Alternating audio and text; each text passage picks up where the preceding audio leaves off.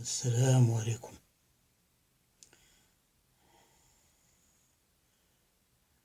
اليوم الأربعاء 29 ماي 2019. الآن أنا في عمري 80 سنة. قررت باش نسجل مذكرات ديالي لأنها فيها أشياء مهمة لتاريخ المغرب، لحقوق الإنسان، ولقضية المهدي بن بركة.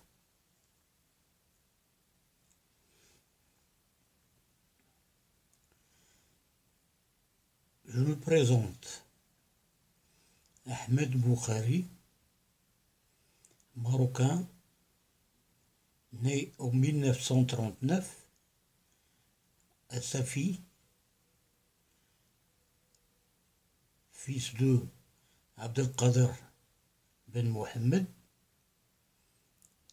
et Rqiyya bint Abdelkader Rifi.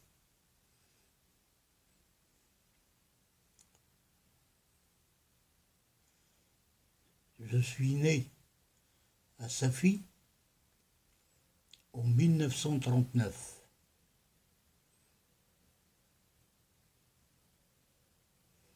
J'ai fait mes études primaires et secondaires jusqu'à la 3e année à l'école de Trabzini à Safi. Je suis marié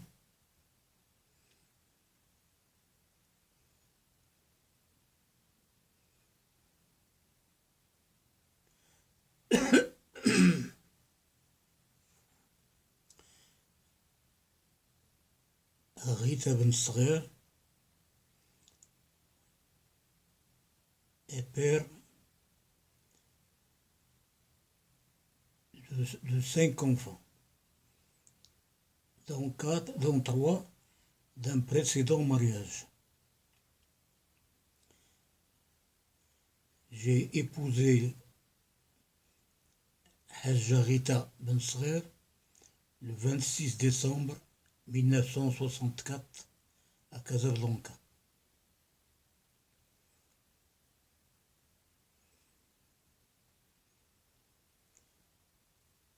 Je suis donc originaire de la ville de Safi, mais d'après ce que m'avait dit mon père, mon grand-père, Haj Mohamed Boukhari, faisait partie d'une famille originaire de Meknès qui travaillaient tous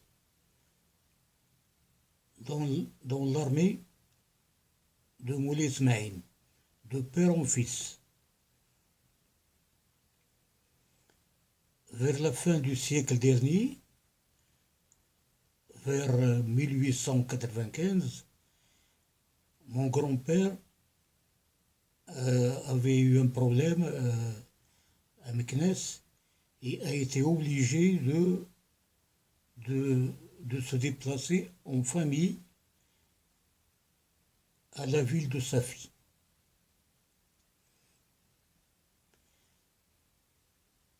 À Meknès, mon père exerçait comme forgeron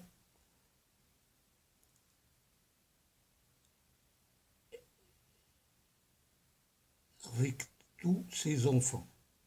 Il avait 4 fils et 2 filles.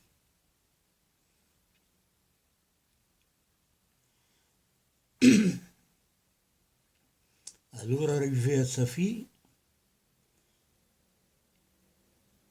ils se sont installés pour travailler comme forgerons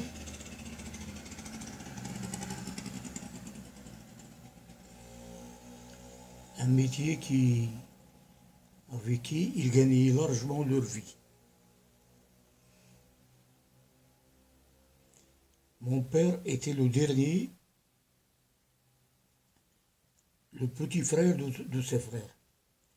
Il est né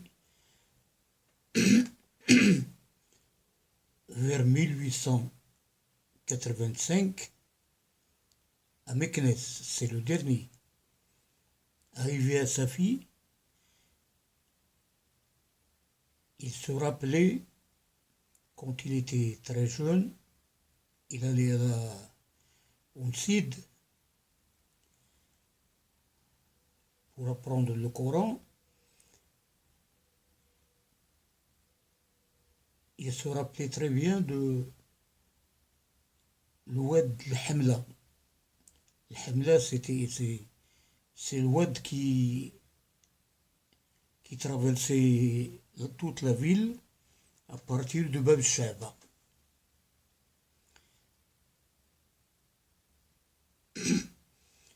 Je me rappelle bien d'un calendrier historique de la ville de Safi où cet événement de l'Hamla était inscrit en 1900. Autrement dit, mon père avait environ 5 ans quand il y avait l'Hamla et que son frère, son grand frère, est arrivé pour le prendre sur son dos.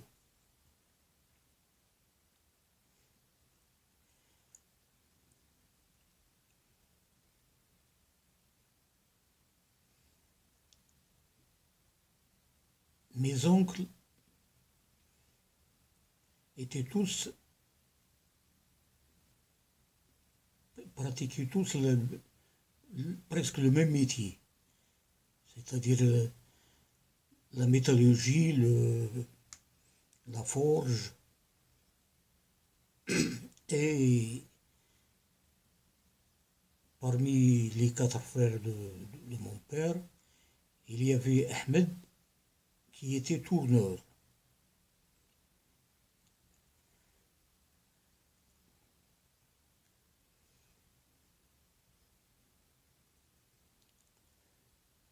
De ma jeunesse, de mon enfance plutôt, à la ville de Safi, je me rappelle très bien du débarquement américain qui avait eu lieu en 1943. À cette époque, j'avais 4 ans. Je me rappelle bien des militaires américains qui avaient envahi la ville de Safi.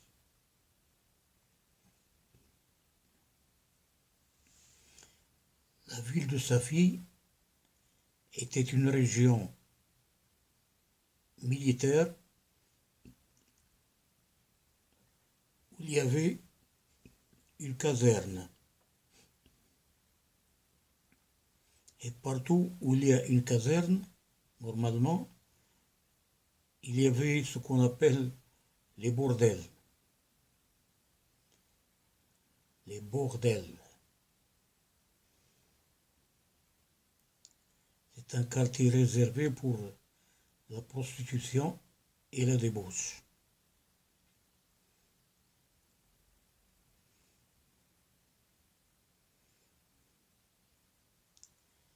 Je me rappelle également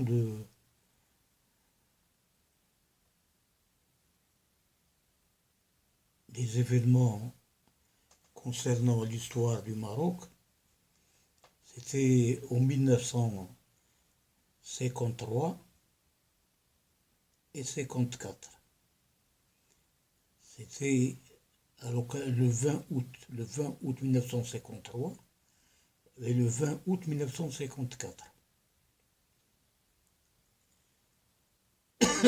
Il y avait des manifestations à la ville de Safi Et dans notre quartier, c'est le quartier Trabzini, à Trabzini,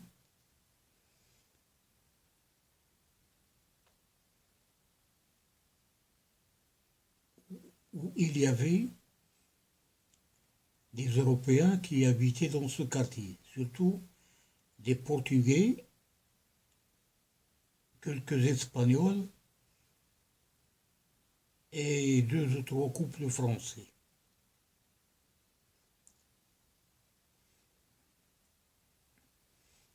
Je me rappelle de ces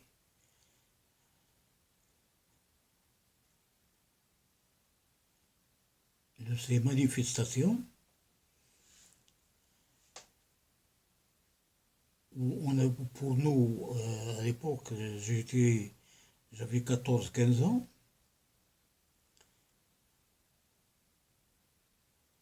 On était intéressé surtout par le vandalisme.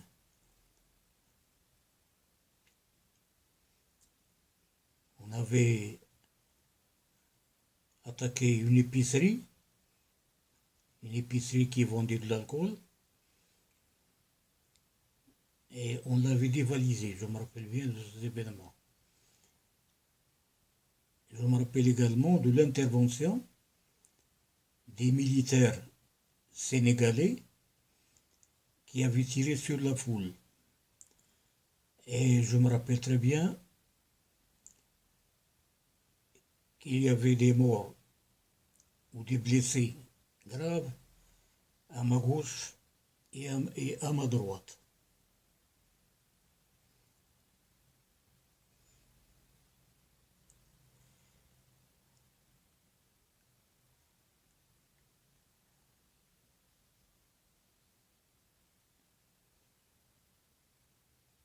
En 1955, le roi Mohammed V était de retour d'exil. Je me rappelle bien qu'il avait fait un discours où il lisait une feuille de papier à la main en bas de la passerelle de l'avion. Il était accompagné de tous les membres de sa famille. Ça s'est passé en novembre 1955.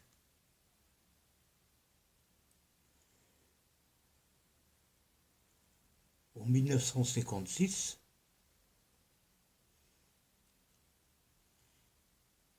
je jouais à l'équipe de football de Safi. J'étais junior de 17 ans et je jouais en équipe première avec grâce à un certificat médical qui permettait, dans lequel le médecin disait que j'étais apte à jouer avec les seniors. À l'époque, c'était l'indépendance du Maroc, en 1956.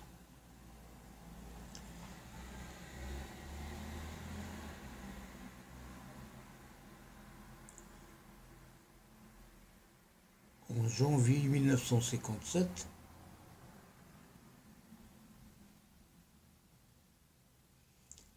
j'ai rejoint les rangs de la Sûreté nationale à l'âge de 18 ans, en tant que fonctionnaire de police.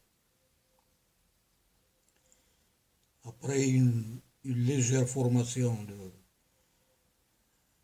de 4 ou 5 semaines, j'ai été affecté à la ville de Marrakech, à la sécurité publique, au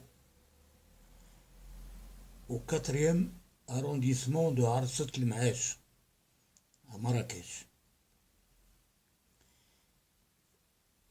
À l'époque, je me rappelle bien des policiers qui étaient en stage avec moi, et que j'allais retrouver des années plus tard, il y avait le fameux Driss Basri, il y avait Mahmoud Harshan, il y avait Miloud Tounzi. Miloud Tounzi qui allait être très célèbre dans l'affaire Ben Barka en 1965. J'ai exercé à Marrakech pendant une année, en 1957, au cours desquels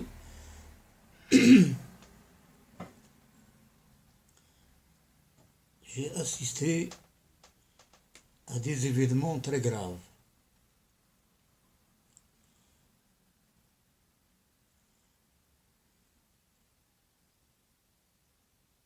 Des événements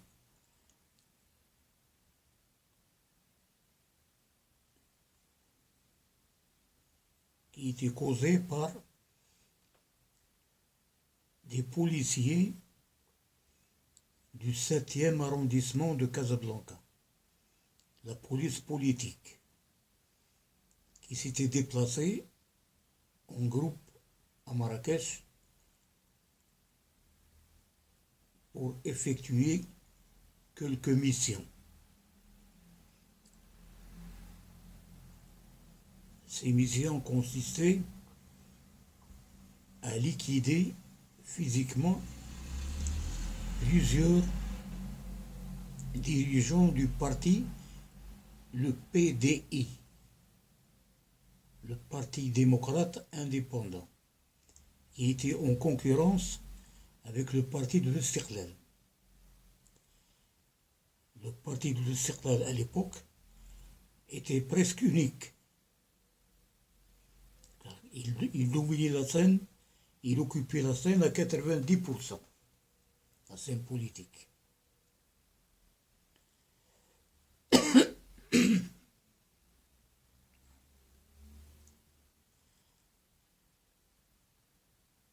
Ces événements, je les avais vécus de près, car juste derrière le commissariat où j'exerçais, à Ars-Lmash, il y avait des villas qui étaient occupées par des bourgeois marocains et juifs.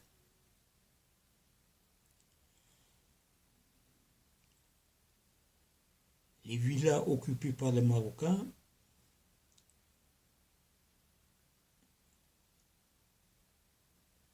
dans ces villas occupées par les Marocains, il y avait quelques responsables régionaux du parti PDI qui avaient été brûlés vifs devant chez eux, dans leur foyer, devant leurs femmes et leurs enfants.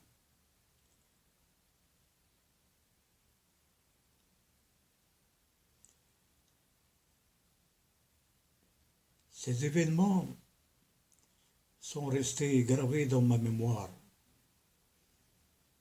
car aujourd'hui, à mon âge,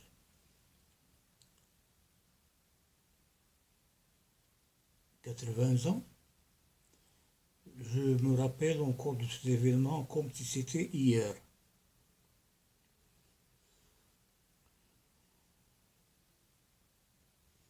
Après avoir exercé à Marrakech pendant une année,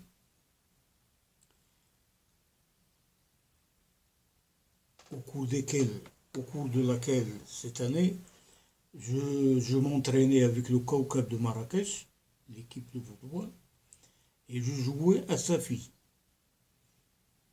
Je continuais à me déplacer une fois par semaine avec l'équipe de Safi. À l'époque,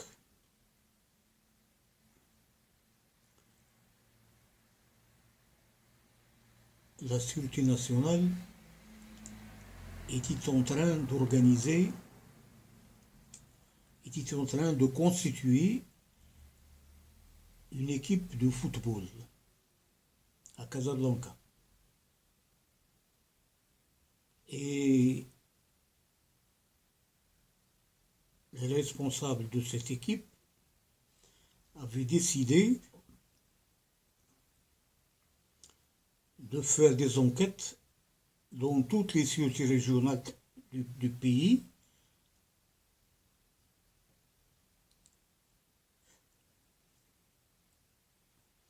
pour rechercher des footballeurs, des jeunes footballeurs policiers, des jeunes policiers footballeurs. Comme je jouais à l'époque à l'équipe de Safi, en seconde division, j'ai été repéré par ces responsables de l'équipe de police à Casablanca. Ils m'ont affecté à Casablanca pour jouer avec l'équipe de la police.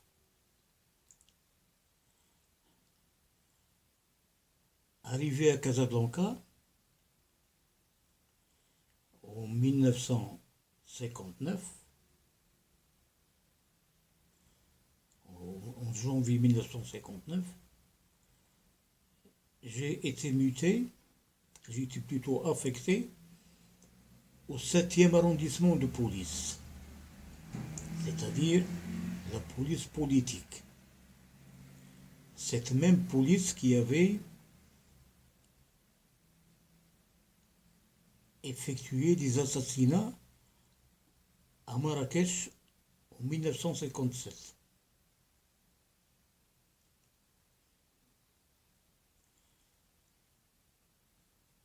Je m'excuse, c'était en janvier 58.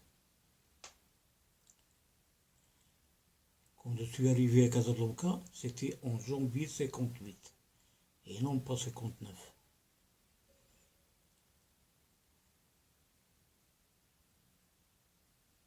Dans l'équipe de la police,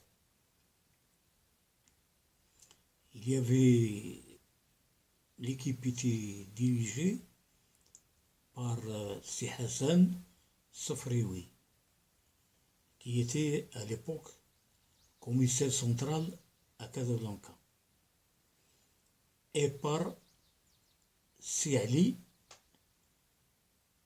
Ben Qassem, Ali Belqassem, qui était le chef de la sécurité régionale de Casablanca.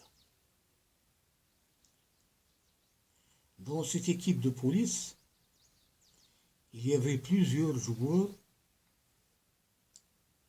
qui faisaient partie de la grande équipe du Wydad de Casablanca dans les années 40 et 50. Ces joueurs étaient en fin de carrière. Je me rappelle bien qu'il y avait le gardien de but, c'est Mohamed Soubis. Il y avait l'arrière droit, Abdelnabi. Il y avait l'arrière central, Ahmed Oudelbeyad. Il y avait le demi-droit, Abdelrahman Al-Affari. Il y avait le demi-gauche, Abdelkbir Zahar.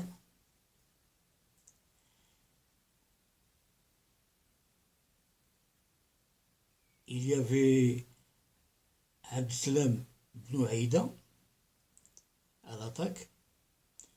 Tous ces joueurs faisaient partie du Wydad de Casablanca. À l'époque, je jouais comme inter-gauche, milieu terrain. Je marquais des buts très souvent.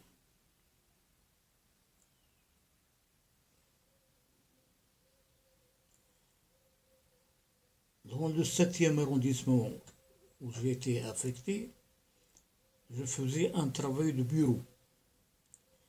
J'étais, la plupart du temps, j'étais seul, au premier étage, avec une fenêtre, ou plutôt un petit balcon qui donnait sur la cour.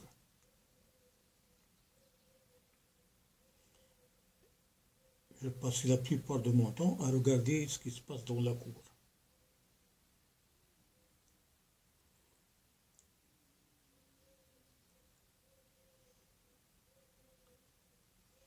Dans cet arrondissement de police, le 7e, le célèbre 7e arrondissement,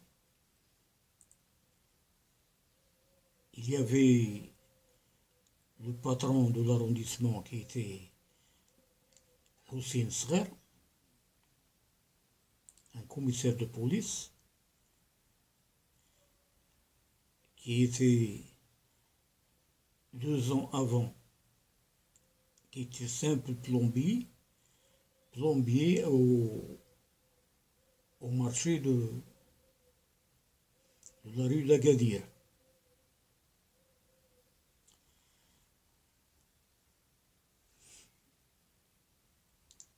Il y avait Ahmed Touil, qui était commissaire de police également, qui allait devenir très célèbre après avoir assassiné la jeune pilote marocaine à l'époque, Touria Chaoui. C'est Ahmed Touil qui l'avait liquidé. Cet assassinat est resté un grand mystère parce que tout ce que faisait la police du 7e arrondissement était impuni. Cette police du 7e arrondissement, la première police politique au Maroc, était vraiment très protégée par les hautes autorités du pays, par le prince Moulay Hassan, le prince héritier Moulay Hassan, et par le roi Mohammed V. Cette police politique dépendait directement du patron de la Sécurité nationale, Mohamed El-Ghzaoui, directeur général de la Sécurité nationale. C'est le premier directeur général de la Sécurité nationale. Il était un milliardaire, il était plutôt l'homme le plus riche du Maroc à l'époque. Il faisait partie des barons du parti de l'Istiqlal.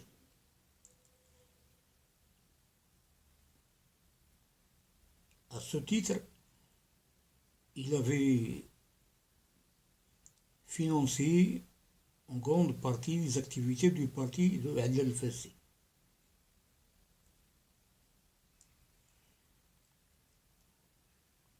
Parmi les responsables du 7e arrondissement, j'ai déjà cité Hussein Srer et Ahmed Touil, qui étaient tous les deux des commissaires de police. Je cite encore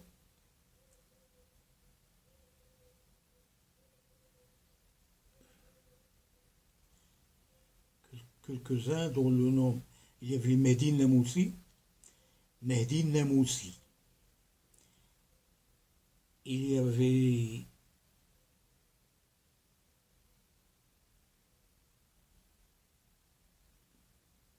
Brahim Labdi, qui était originaire de Safi,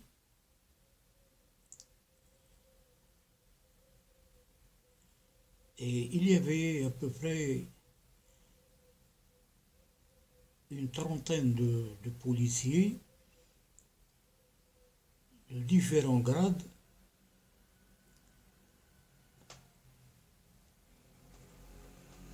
dont la plupart étaient des inspecteurs de police ou des gardiens de la paix. tous ces 30 policiers étaient tous des anciens résistants.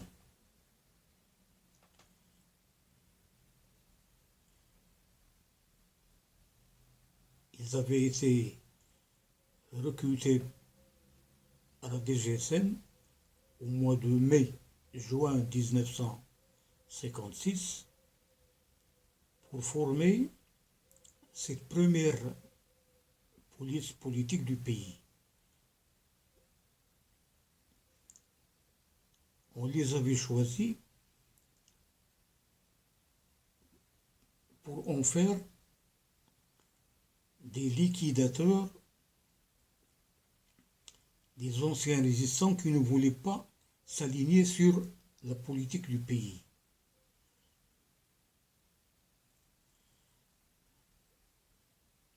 Tous ces policiers, tous grades confondus, étaient de véritables hors-la-loi. كانوا رجال خارجين على القانون، يجهلون القانون تماما. الأغلبية فيهم ما كانش قاري، y compris les chefs y compris أحمد طويل وحسين الصغير qui étaient des commissaires de police. Ou Medina Moussi également était commissaire.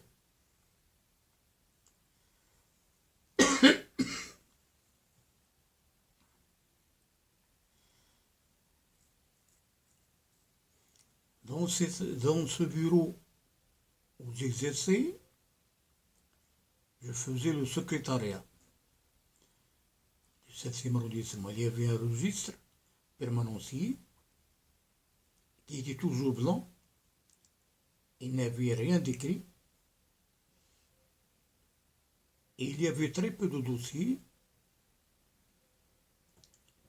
dans les archives.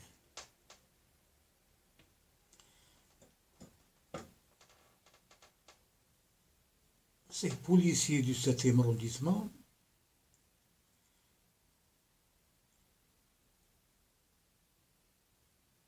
connaissaient parfaitement les habitudes de leurs anciens camarades pendant la période de la résistance.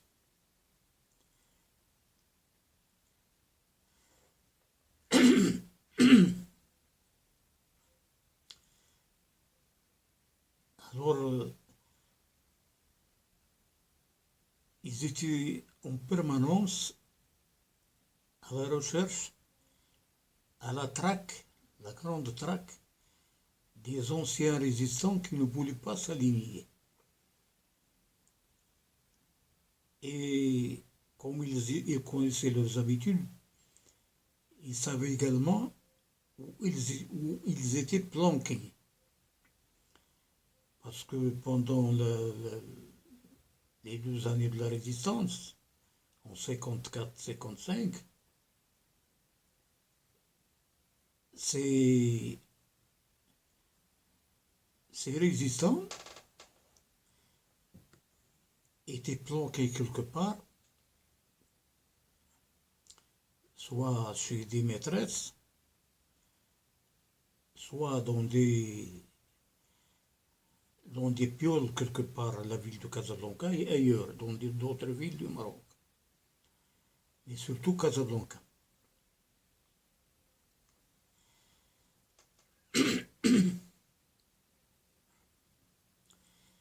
Ces policiers du 7e arrondissement, que je qualifie tous, sans aucune exception, d'assassins, des hors-la-loi et des assassins. Parce qu'ils formaient 4 ou 5 groupes de 6 à 7 personnes à peu près,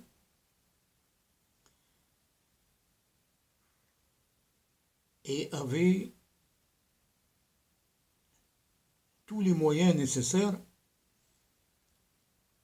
pour faire cette chasse aux anciens résistants. Ils avaient comme voiture de très belles voitures américaines ou suédoises, Volvo, ou Chrysler, ou Ford Mustang, qui appartenaient à la famille de Mohamed el-Ghzaoui, à Rabat.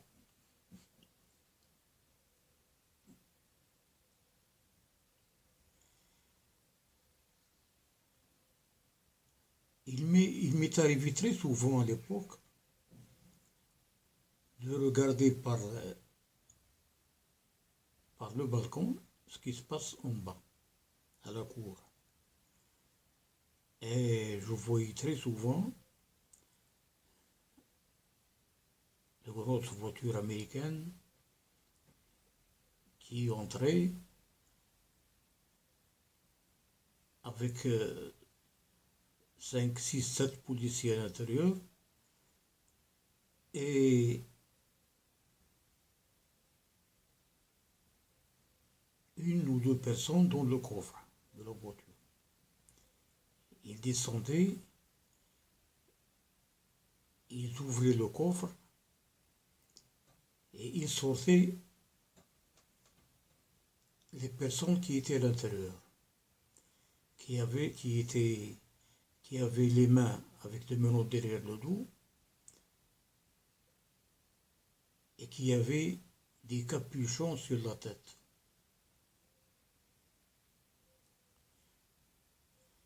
Parfois, il y avait un sac, c'est-à-dire un sac de blé qui était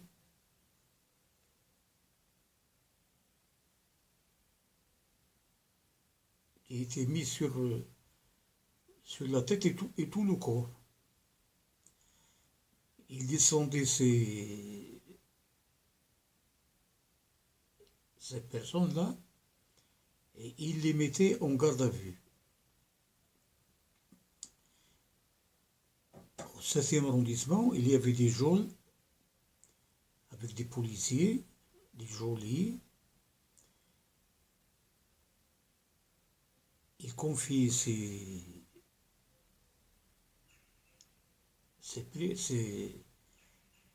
personnes enlevées, il les confie aux geôliers, aux policiers geôliers, et il s'en allait comme ça, ils s'en allaient comme ça pour aller consommer de l'alcool dans les bars et dans les maisons de débauche. Ces policiers du 7e arrondissement étaient tous, sans aucune exception, des débauchés, des soulards et des assassins. J'insiste sur le mot assassin parce que j'ai vu plusieurs cas d'assassinat, plusieurs. Au moins une vingtaine, au minimum. Au moins. Ces policiers qui étaient à la recherche des anciens résistants, c'est des soi-disant rebelles,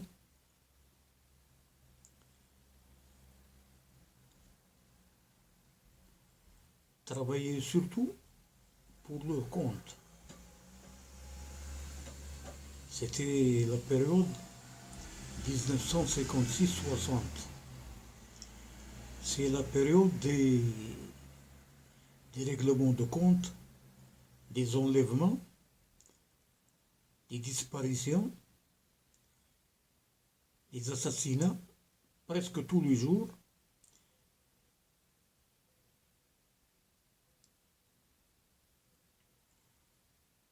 chaque équipe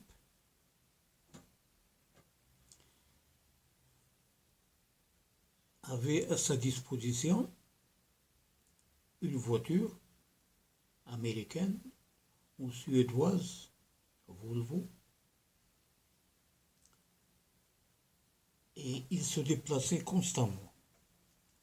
Ils travaillaient souvent à Casablanca, mais ils se déplaçaient également dans d'autres villes. Une fois par semaine, le chef de l'arrondissement, Hossein Sghar, le commissaire Hossein Sghar, se déplaçait avec Mehdi Namoussi, qui était son adjoint. Le commissaire Mehdi Namoussi se déplaçait à la DGSN, à Rabat.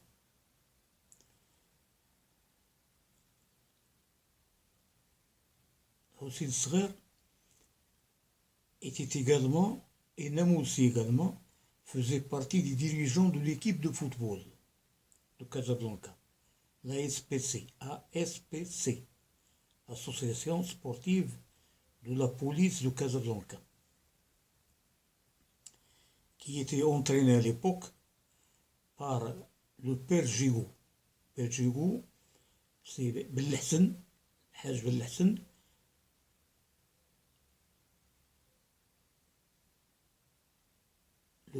le père Gigou, qui entraînait également l'équipe du Raja de Casablanca et qui faisait partie des créateurs de l'équipe du Wydad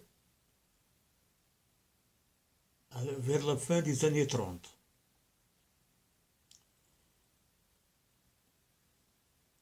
Ces détails sont importants parce que le football a joué un rôle très important dans ma vie. En arrivant à Casablanca, à l'ASPC, l'association de la police, j'ai trouvé comme entraîneur le père Gigou. Le père Gigou m'avait choisi pour jouer également au Raja de Casablanca. Ça s'est passé en 59, 60, 61.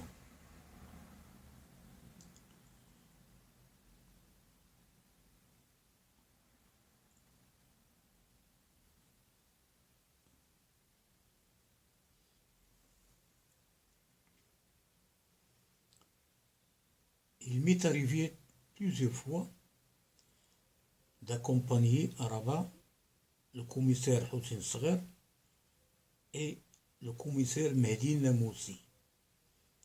On partait directement à la DGSN pour voir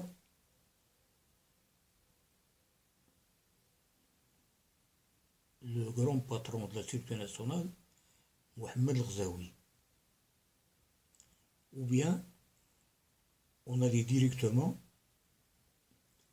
dans sa villa, sa magnifique villa, au quartier Suissi.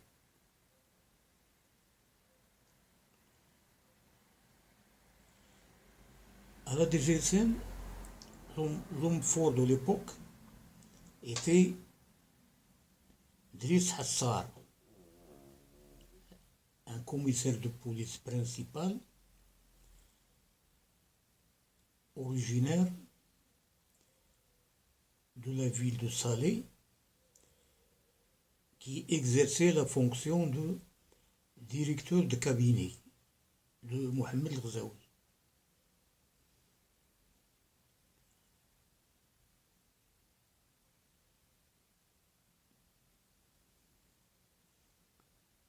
Je me rappelle bien qu'à l'époque,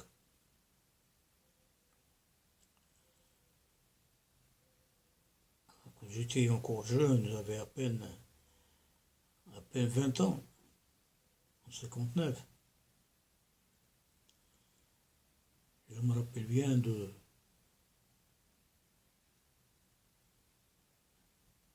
de cette magnifique villa où résidait El-Ghazaoui, de ces magnifiques salons où on devait l'attendre.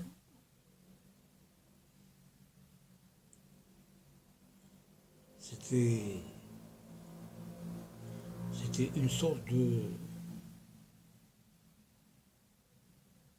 le roi à l'époque. Il n'avait rien à envier à Mohammed V, parce que sa fortune, à lui seul, était estimée à 2 fois la fortune de toute la famille royale. Tous les membres de la famille royale, la fortune de tous les membres de la famille royale était estimée à peine à la moitié de la fortune de Mohammed El-Ghazaoui, qui était à l'époque un grand transporteur et un propriétaire de fermes. Il avait 3 ou 4 fermes, mais des immenses fermes pour l'élevage. Mohammed El-Ghazaoui était très influencé par Edgar Hoover, le patron du FBI. Mohammed El-Ghazaoui avait choisi un exil volontaire aux États-Unis, où il avait parmi ses amis Edgar Hoover. Edgar Hoover, H-O-O-V-E-R.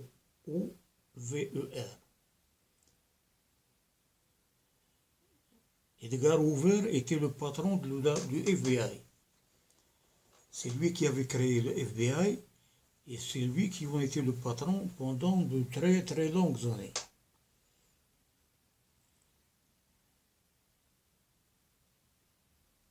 Mohammed El-Ghazaoui avait été choisi par les dirigeants du parti de l'Istiqlal pour occuper le poste très important de directeur de la sécurité nationale. C'est un poste qui vaut... C'est un poste qui était beaucoup plus important que le poste de Premier ministre, de président du gouvernement. Parce qu'il dépendait directement de la famille royale, il dépendait directement du roi, Mohammed V, et du prince héritier Moulay Hassan. La police politique à l'époque était placée sous l'autorité du prince héritier Moulay Hassan. Le prince héritier donnait ses instructions à Mohammed El-Ghazaoui, qui à son tour donnait ses instructions à Hussein Sghir, à Ahmed Touel et à Medina Moussi.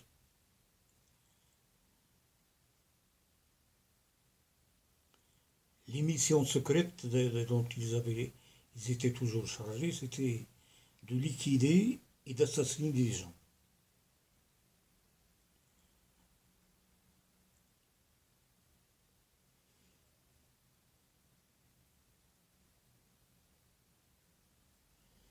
Au cours de la chasse aux anciens résistants rebelles,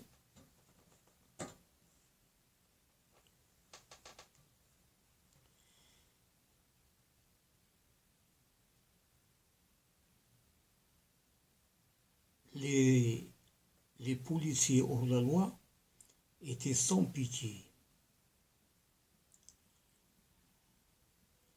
Ils faisaient des surveillances pour arrêter les rebelles. les anciens résistants rebelles. Dans la plupart des cas, il les torturait à mort et faisait disparaître les cadavres. Il les torturait à mort dans le 7e arrondissement.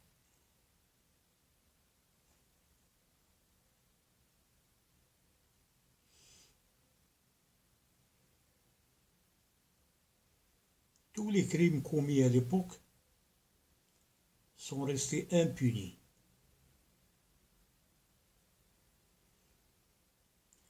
Mohamed Ghzaoui, le patron de la Sûreté nationale à l'époque, entre 1956 et 1960, avait été très influencé par Edgar Hoover, le patron du FBI aux États-Unis.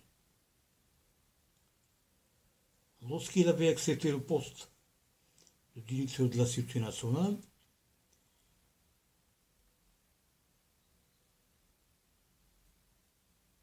il avait l'intention de garder ce poste pendant des dizaines d'années, au moins 20 ou 30 ans, le minimum, car il avait fait beaucoup d'investissements à l'époque où les caisses de l'État étaient vides.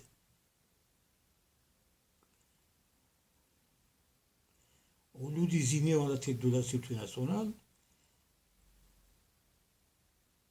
il est arrivé avec les moyens également, parce qu'il n'y avait, mais ses voitures, les voitures de sa famille, il les avait mis au moins une dizaine de voitures, il les avait mis à la disposition du 7e arrondissement, et il finançait de ses poches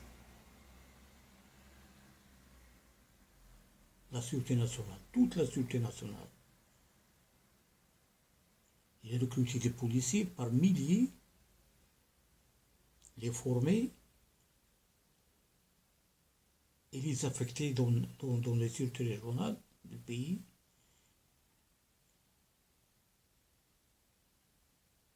Il devait assurer toutes les finances de la Sûreté nationale. C'est lui qui finançait de ses poches la Sûreté nationale. Je me rappelle bien de ce personnage qui était souvent avec des lunettes noires, on ne voyait jamais ses yeux.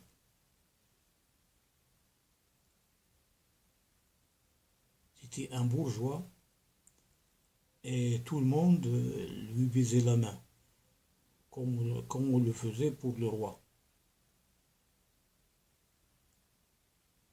C'était un personnage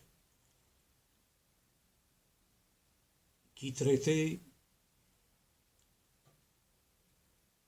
tous les policiers sur le même plan que les employés qu'il avait dans ses entreprises ou dans ses fermes, dans ses entreprises de transport en commun ou transport routier,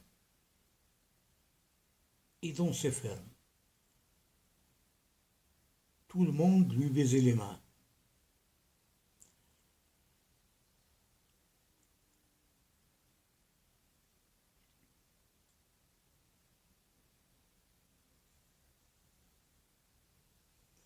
Mohamed Ghzaoui était un homme désorganisé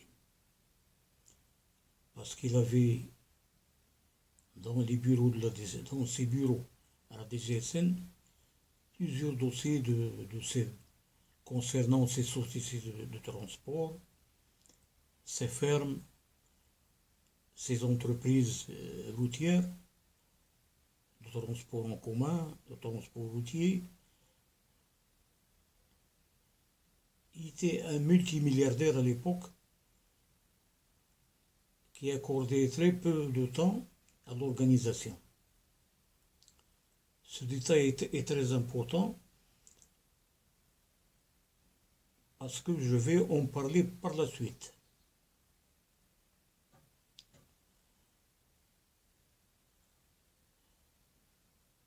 Car avec la création du Cap 1 en 1960 et l'arrivée des colonels américains de la CIA au mois d'août 1960, on avait retrouvé dans ces bureaux plusieurs cartons pleins de paperasse qu'on croyait que c'était les archives de la Sûreté nationale, des services secrets plutôt.